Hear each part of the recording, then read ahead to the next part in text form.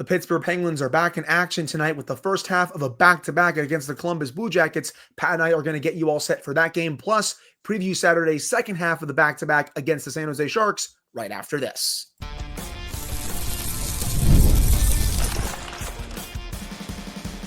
You're Locked On Penguins, your daily podcast on the Pittsburgh Penguins, part of the Locked On Podcast Network, your team every day. Hello and welcome back to another episode of the Locked On Penguins podcast. I'm one of your hosts, Hunter Hodes. You can follow me on Twitter at Hunter Hodes. Joined by my co-host, Patrick Damp. You can follow him on Twitter at Synonym for Wet. And you can follow the show's Twitter at LO_Penguins. Of course, thank you all so much for making this your first listen/watch of the day. We are free and available on all platforms. And finally, today's episode is brought to you by FanDuel. You can start the season with a big return on FanDuel. New customers can place a $5 bet and you'll get started with $150 in bonus bets if you win your first $5 bet. Visit FanDuel.com to get started. So, Penguins Blue Jackets, they'll renew their rivalry tonight from Nationwide Arena. Everyone will get to hear the cannon that's in attendance. Thankfully, I haven't gotten the chance to hear it yet, and I probably won't until next season, maybe a bit beyond. I'm probably going to get frightened when I hear that cannon. You've never heard the cannon? In person. I've heard it on dude, it's TV, awesome. I went to a game in Columbus, I believe it was 2017, and it's as advertised, man. I know they're technically a rival, but great atmosphere in Nationwide Arena, and the cannon, it's pain in my chest to say it, but it's kind of friggin' cool. Virginia Tech does, they have a skipper the cannon at Virginia Tech football games, and they'll fire it like outside the fields, and that's not too terrible, but I feel like inside the hockey arena, it's definitely going to scare the crap out of me once I go to a game at Nationwide. But it's going to be a lot of fun. You'll see a lot of Penguin fans there. Obviously, quite a few Blue Jackets fans, and their attendance has been pretty solid. Even though the Blue Jackets haven't been good these last couple of years, their fans still show up. I feel like that's one of the more underrated fan bases in the league, in my opinion. But before we get to the full preview for this game, we do have some news to discuss with the Penguins, and that is, Pat, first off, Tristan Jarry was first off the ice today at the morning skate. He will be getting his first start since before he went down to Wilkes-Barre, and it feels like this really is it for Tristan Jarry here, because we all saw how badly he struggled before going down to Wilkes-Barre. We hope that he's worked on some of the kinks for his game. He played well down there, all things considered, but it really is put up or shut up time. I'm not really too confident. I hate saying that on the show because I always try to be positive for everyone that's listening or watching this, but I'm not confident in his ability to play well at this point. But hey, I want him to prove me wrong. It really is put up or shut up time for number 35. It really is. I've made this reference before, but he absolutely is sitting at the bar at the Last Chance Saloon right now when it comes to his Pittsburgh Penguins career.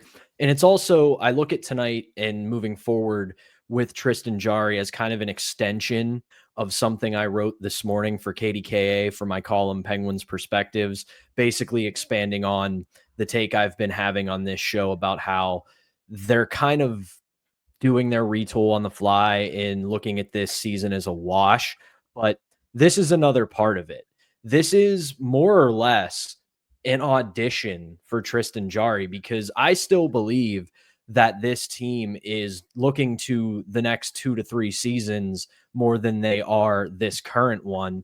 And this is his audition, I believe, with both Kyle Dubas and the coaching staff to say, hey, when we hit the ground running again in a season or two, I'm the guy you want to have between the pipes. So at the end of the day, for him, this is, for all intents and purposes, a tryout, because he has struggled mightily. And the thing that is most confusing about this is we remember on this show, and I want to make sure everybody else does, that his career arc has been very bizarre.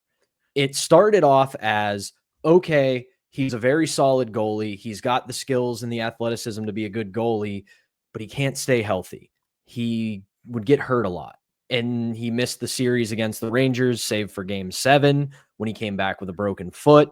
We obviously know about the meltdown that he had against the Islanders, but that was also his first real taste of playoff action. So you could give him a pass on it because you went, all right, listen, young goalie, first time under the bright lights.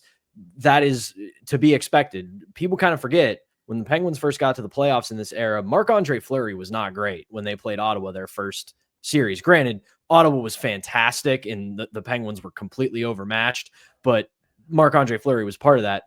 Then it turned into, all right, we got to manage his workload because he fades down the stretch. And now all of a sudden we're at this place where he just has no answers. And it's what I've said on the show earlier this week.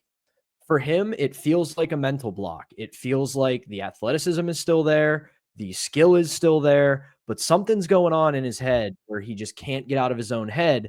And if he can figure that out, which after a solid performance and reset in Wilkes-Barre Scranton, he might be okay because you still have Alex Nedeljkovic, who's been fine enough in splitting duties with Yoel Blomqvist.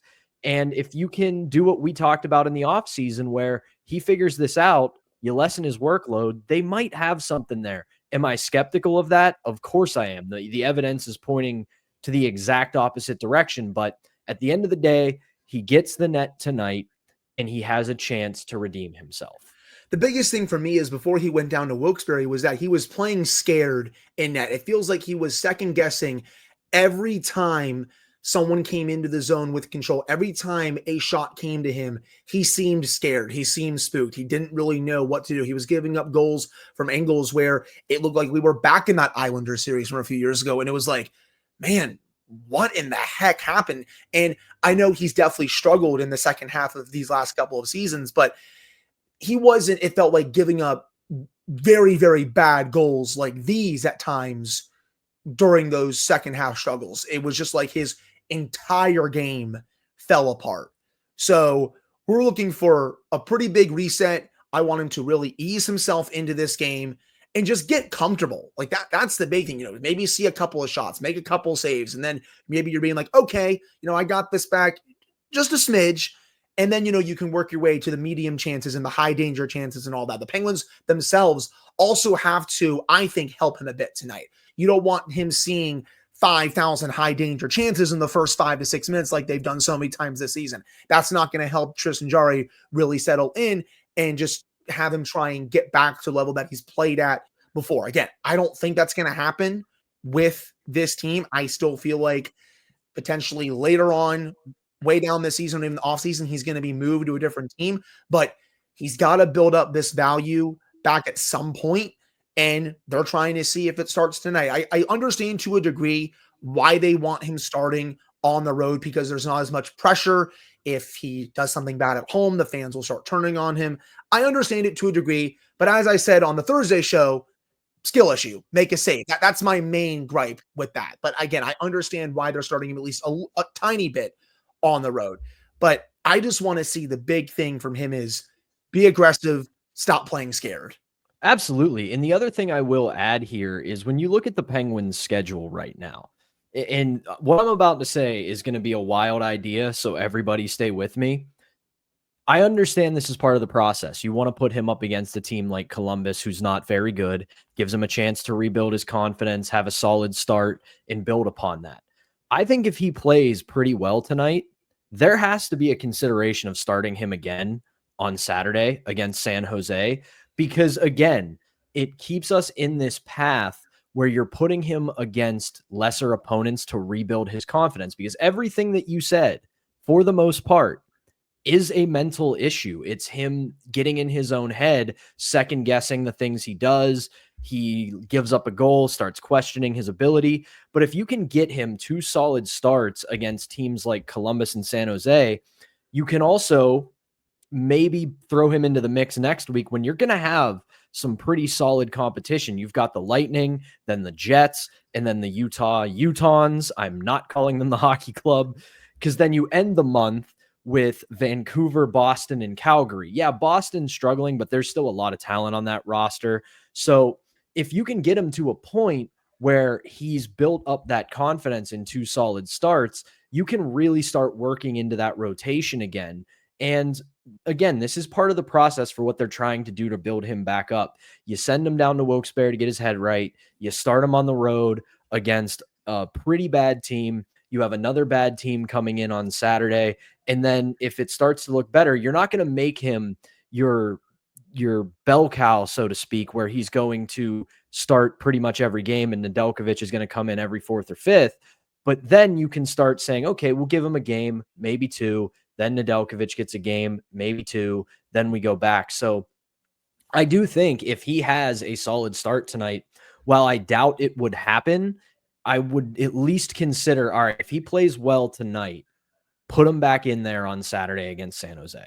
I'd think about it, but I probably would just go to Nedeljkovic for that game against the Sharks. I think going back-to-back carries a bit too much risk for me, considering, especially, for example, if he gets a pretty decent workload tonight, and he might, considering how the Penguins have struggled defensively this year, I wouldn't want him to be gassed heading into that game against the Sharks. I'd kind of go with a more fresh goalie. But if he does play well tonight, I would at least, consider it. And then obviously the next game after that is Tampa Bay at home on Tuesday. I think they would very much consider starting him in that one as well. But again, that's all to be determined. He just has to go out there and really, again, play well. That's the biggest thing tonight. And speaking of that, Pat and I are going to preview this game against the Jackets and give you all some more lineup notes coming up here in our second segment. But before we get to that, we got to tell you all about our first sponsor, and that is Mint Mobile.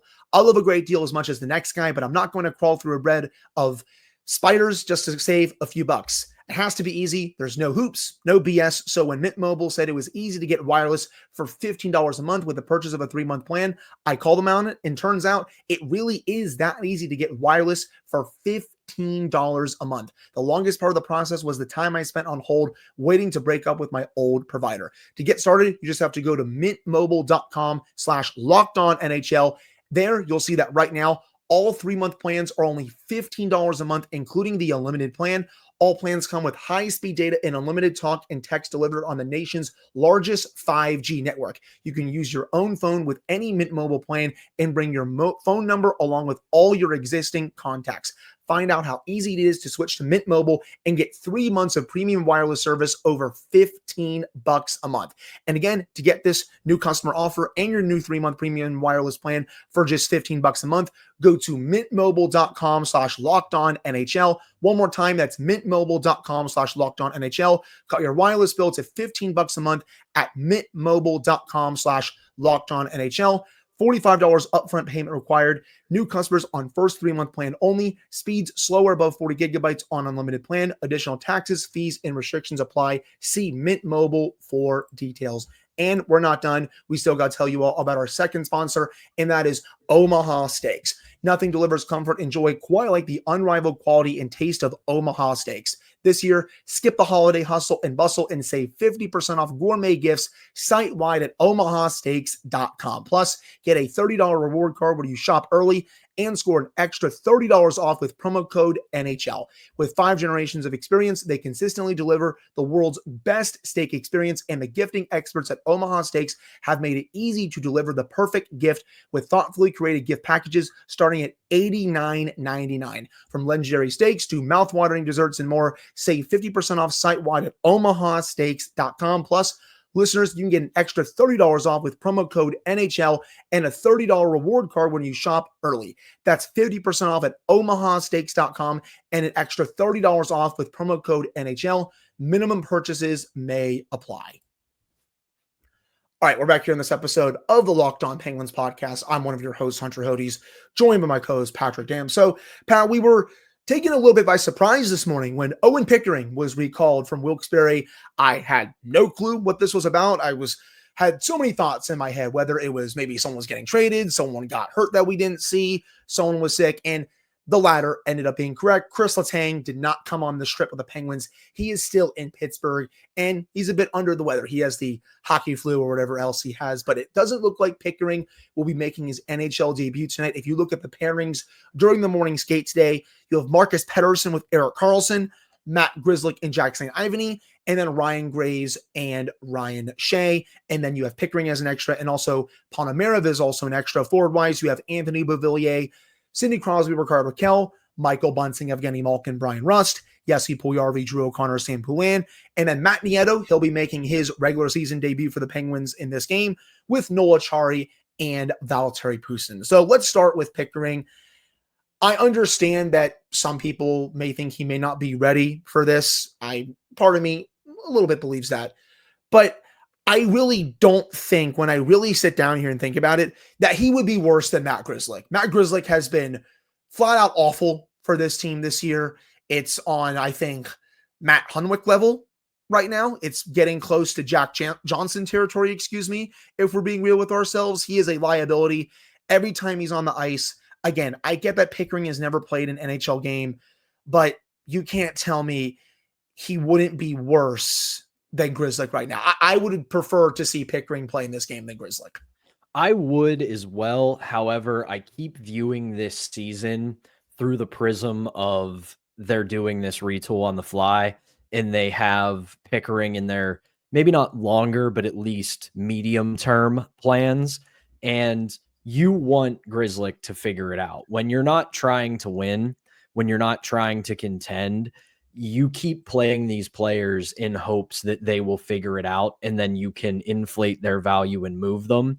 That's not the case with Owen Pickering. They want him to be a Penguins defenseman sometime over the next 2 to 3 years. And he has been pretty solid in Wilkes-Barre. And the other thing is, and this is where I agree with you on he can't be much worse than Grzelcyk, is he plays a very similar game, at least that Grzelcyk did when Grzelcyk was at, I don't know if you can call it the height of his when he power. was good, Pat, when he was good. Yeah, when he was good, he's a very good two-way defenseman, passes the puck well, solid positionally, makes the smart decision with the puck and in the defensive zone.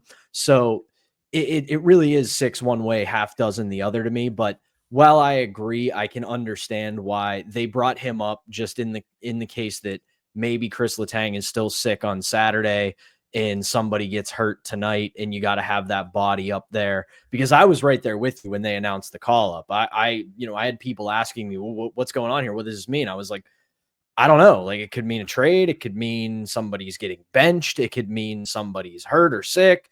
And unfortunately, we got the anticlimactic answer, which is Chris Letang has the flu. Right. No, I hear you. I just think it would have been nice to see Sullivan maybe reward Pickering by giving him this game with the way he's playing in Wilkes-Barre, especially this last week. He got a really nice first goal down there this week, was really great.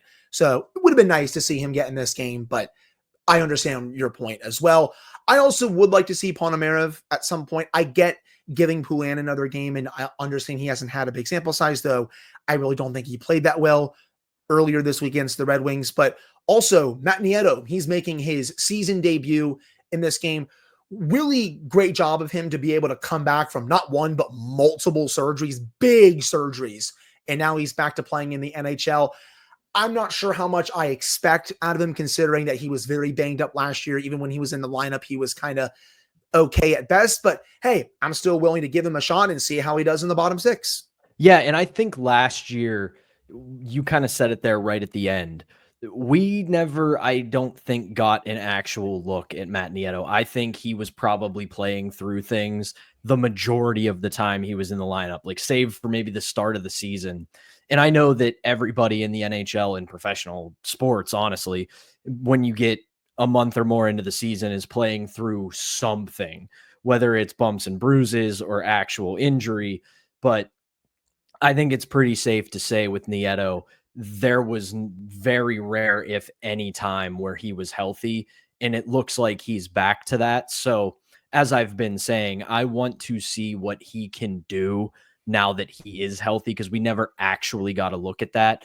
And his track record is being a pretty solid bottom 6 forward. And while it's not like the last couple years where the Penguins bottom 6 is genuinely terrible, it could help having someone who has a proven track record of being a solid bottom 6 forward. They got one this year, but it was the same story as last year with Nieto. They have Blake Lizotte now, but the guy has rotten injury luck. Matt Nieto last year, track record of being a solid bottom 6 player, rotten injury luck. So I'm curious to see. And I think the kind of game that he's known to play will actually match up well against the Columbus Blue Jackets. Yeah, they're pivoting away more so in their rebuild from what they were in the late 2010s, where they were kind of a rough and tumble-ish kind of team, but there are still elements in their game of that. And when you have a player like Matt Nieto, he matches up well in a game like that. Right. Might be having a case of the Mondays, but did you say Blake Lizotte top 6 last year? Because I think you meant bottom 6. Yeah, if but I said top, I meant bottom 6, but he's having a case of the Mondays here, but guys. still same deal. Like you look at the two players and you're like, oh, this is good. This is a good upgrade addition to our bottom 6, and he's hurt. Yeah, I had to mess with Pat there a little bit, people. But yeah, it's great that he's making his regular season debut tonight. Curious to see how he does. And speaking of the Blue Jackets, this is a team that the Penguins have owned for these last several seasons. Let's get into the record here before we look at this roster as a whole. Pat, the Penguins have points in 13 straight games against the Blue Jackets dating back to December of 2019. The Penguins are 11-0-2 in their last 13 games against Columbus. Also, 21-3-3 against Columbus dating back to February of 2017. They have only lost 3 times in regulation in the last 7 years against the Blue Jackets. That is how much the Penguins have owned the Blue Jackets in this rivalry. It's always been a big brother, little brother thing. And the Blue Jackets this year, they've been struggling as expected. Even heading into this year, I didn't really think they were going to be that good. And so far, that's been the case. They're below the Penguins in the standings right now, 5-8-2, 12 points. They've lost 6 in a row, including 7 of their last 10. But despite them struggling, this is still a team that has some good young talent. Marchenko, he has 6 goals, 15 points in 15 games. Sean Monahan is playing really well in his first year here, 6 goals, 11 points in 15 games. You have Werenski, he's almost a point per game player. I feel like Werenski gets overshadowed a lot when you look at some of the other top defensemen in the league. He's pretty underrated, if you ask me. You have Fantilli. He has 3 goals, 7 points in 15 games. It's going to be annoying to go up against Fantilli for the next several seasons. You look at their lines. Monahan is on that top line with Marchenko. You have Fantilli anchoring that second line with Cole Sillinger. You have Justin Danforth on their third line. Former Penguin Zach Aston Reese is on the fourth line with Sean Crowley. Then, of course, you have Werenski with Fabro. Really good waiver claim, by the way. The Blue Jackets claimed Fabro off waivers. You have Provorov in Severson, and then you have Jordan Harris on the third pairing. And then it'll be Elvis Merzlikins in net tonight for Columbus. So, Pat, when you really look at this game, try to break it down, what are the keys for the Penguins to continue dominating the Blue Jackets in this rivalry? I mean, on paper, are the Penguins what they once were? No, not at all. But when you compare this roster, I would say on paper, the Penguins have a better roster and they have to play like it. Also, I've said this about certain teams this season when the Penguins have gone up against them. Specifically Anaheim, and we actually saw this happen on Halloween against the Ducks, this is a young, inexperienced team for the most part. They don't know what they don't know. So you have to lean on that experience and play the kind of game that these guys are still learning. A lot of teams at this point in a rebuild and development really don't know how to play a complete game yet. We saw it with the Ducks. The Penguins hemmed them in their zone for long stretches, and you want to see that tonight against the Blue Jackets. And similar to the Ducks, Elvis Merzlikins, solid goalie, and he is going to frustrate you. He's going to make a lot of saves that make you sit there and go, oh my God, we're getting goalied again. But it's because, unlike when the Penguins decide to turn John Q backup into prime Martin Brodeur, this is actually a goalie who's pretty good. So overall, this is going to be a game where the Penguins have to lean on their experience and stick with the process. If you're not up 2-0 and you're out shooting them by a 2-1 margin, don't play frustrated hockey. Just keep sticking to the process. And if you're playing that way, more often than not, you will be rewarded. And there is nothing wrong. And I know our listeners hate hearing this, but there's nothing wrong with at the end of a game. Sometimes you have to tip your cap and go, you know what? The goalie stole it. I don't think that's going to happen tonight. Now that I say that, it's totally going to happen. But Merzlikins, he's fine. I wouldn't say he's really good. I think he's a average starter in this league when he's playing his best, in my opinion. He's right around 900 for his save percentage this year. His goals against is right around 3 for this year. So the Penguins, they'll have plenty of opportunities, especially since Columbus is really not that good defensively. But I want to see more of the Penguins play in the final 2 periods against Detroit. I want to see that carry over into this game against the Blue Jackets. The Penguins played very vigilant in their own zone against the Red Wings after their pretty rough start in the first period. They really need to bring that type of effort if they want to win this game, because I know Columbus, some of their young players aren't all the way there yet, but they're still pretty solid and they're going to be good NHLers for quite a long time. Again, I know Columbus is not very good, but they're still very much in a rebuild process right now. And they're trying to really set themselves up, for future success, 3 to 4 years down the line. So that's really my main key, just bringing over the way they played defensively in the final 2 periods against Detroit.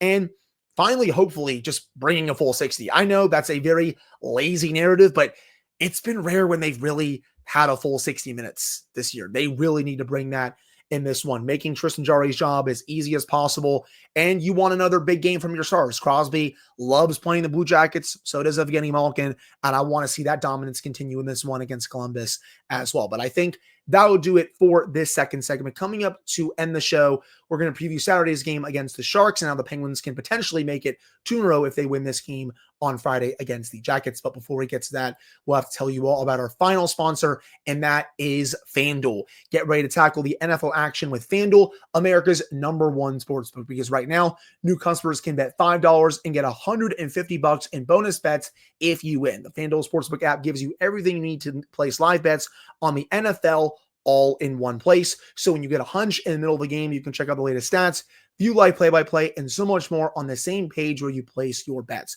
Just visit FanDuel.com to join today, and you'll get started with $150 in bonus bets if you win your first $5 bet. That's FanDuel.com. Never waste a hunch and make every moment more of FanDuel, an official sportsbook betting partner of the NFL.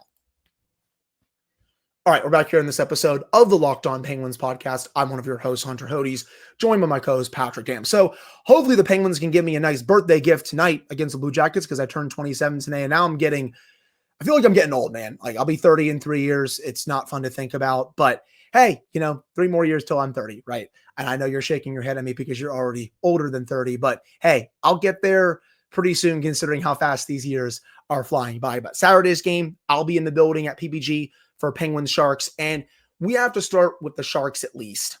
Mikael Granlund, he's playing very well this year.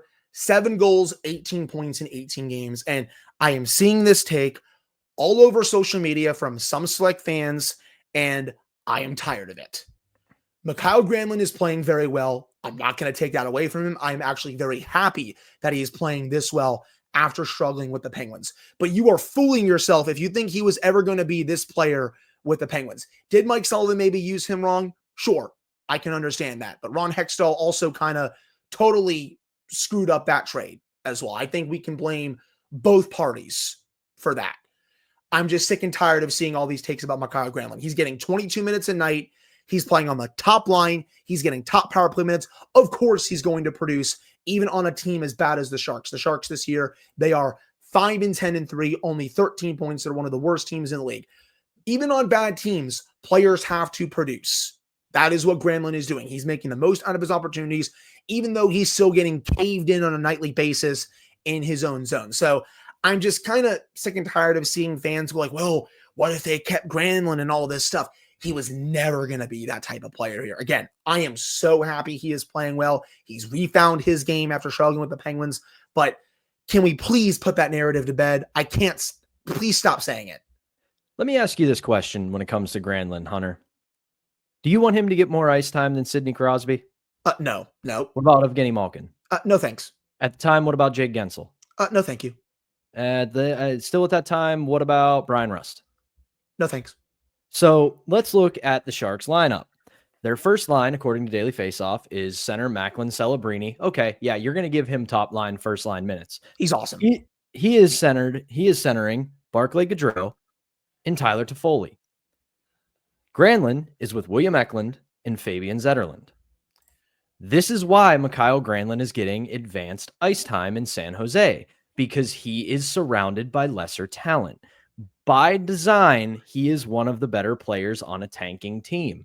Now, if you want to make the argument that maybe the Penguins should have tanked sooner, fine, then they could have kept them. But at the end of the day, the reason he's producing is because he is on a team where he will get top 6 minutes. He was never going to get top 6 minutes here. And even if he didn't, if he was that good of a player, he would have still produced in a bottom 6 role, and he didn't. So it's nice to see him rebound. It really is, because by all accounts, he was going through some personal struggles when he was with the Penguins, and that affects your game. So this tells me he got over them, or whatever happened in his life has been resolved and he's in a better place now. And I am more than happy for that. But again, I will make the Erik Karlsson trade 8 days a week, which means I'll do it twice on Sunday. So it was a good trade at the time. It remains a good trade. You don't have to like it. And again, I keep saying it, and we'll get into the Sharks preview after this. If you want to be mad at the Karlsson trade, be mad at how the earned cap space was used after they acquired him. That was the problem, not the player acquired. And if you want to be mad at it as well, you can be mad at the inconsistency that he's had as well. I do think that is fair, but I would also make that trade every time as well, because I don't think anyone saw this inconsistency from him coming when they acquired him. I mean, I think if someone did, hey, shout out to you. I know I didn't. I know you didn't. I know a lot of people in this fan base, whether you're in Discord, Reddit, Twitter, wherever you are talking about this team with people, I feel like a lot of people really did not see this coming. But getting into the Sharks as a whole, yes, this team is very bad. Once again, they are going to be in consideration for the #1 overall pick in the draft. We already discussed Granlund. He leads the team in points. Toffoli's been really good as well. 6 goals, 12 points in 18 games. William Eklund, 2 goals, 12 points in 17 games. Eklund is a ton of fun to watch, by the way. He's going to be a really good player for a long time. Zetterlund has been great this year. Celebrini, he's only played in 6 games, but he has 3 goals, 4 points in those 6 games. He's going to be great for a while. I am so glad the Sharks finally have a franchise player for the first time in quite a bit. But even though the Sharks aren't that great, I know the Penguins aren't either, this is still going to be a tough test. And I know people are probably laughing that I just said that. The Sharks have been playing some good games lately. They almost beat the Rangers the other night, and the Rangers, they didn't really play that well in that game, but it was still only a 3-2 final score. Like, the Sharks played them very well in that game. Heck, they almost beat the Flyers in Philadelphia as well. They only lost in a shootout. They shut out the Devils before that, 1-0. Great game from the Sharks in that one. Yeah, I know they lost to the Wild. They lost to the Blue Jackets, but they also played the Canucks very tough earlier this month, a 3-2 loss at home in San Jose. They're playing some of these top teams in the league very tough. And you know what they say, even though a team is bad like this, they got nothing to lose going out there. Yeah, they're playing for nothing. They are not playing to make the playoffs. They're not playing to win the Stanley Cup. They are playing to find out what they have. Yeah. This is, to take it back to the first segment of the show, this is an audition for everybody on the San Jose Sharks, because you know that Macklin Celebrini and Will Smith are going to be here for the long haul. Those are 2 of their franchise cornerstones. He's awesome too. Those guys are locked in, but everybody else is trying to get a ticket on the train for when this team is a contender. And this is their management looking at this team and thinking, okay, we got our 2 guys. We're going to have another high pick. We've got some good talent in the system. Let's find out who wants to stick around once we get to the close to the end stages of this rebuild. So this reminds me a lot of the second year of the Pittsburgh Penguins when Sidney Crosby was here, because you can see that they've got 2 of their biggest guys. They're playing like a young team that is, and granted, it's not a 1-to-1 comparison, but they're playing like a team that knows their future is bright, and they're putting the league maybe not on notice just yet, but at the very least, if the way they're playing some of these teams, like the Rangers, like the Devils, like the Canucks, they're putting the word out there that this team is not far away. So this will not be an easy game for the Penguins. It's a game they should win, but they are going to have to go out there and earn it. No, I agree. And especially coming off, it's the second half of a back-to-back. You got to keep your shifts short. You got to limit the amount of mistakes that you might make, even though it's on a second half of a back-to-back. And you need to have Alex Nedeljkovic, assuming that he gets to start, play better. I feel like these last few starts, he hasn't been nearly as good as he was a bit earlier this season, where he was making a bit more timely saves. The save percentage has been going down these last 3 to 4 starts, I feel like. So he needs to be a bit better as well. But I think that'll do it for today's episode of the Locked On Penguins podcast. Thank you all so much for taking the time to listen to / watch this one. Pat and I will be back on Monday, hopefully again with Marshall Monday with Jesse Marshall, assuming nothing comes up with him. But for Patrick Dam, I am Hunter Hodes. Thank you all so much for tuning in. We appreciate it. We'll be back to recap both of these games with Jesse on Monday.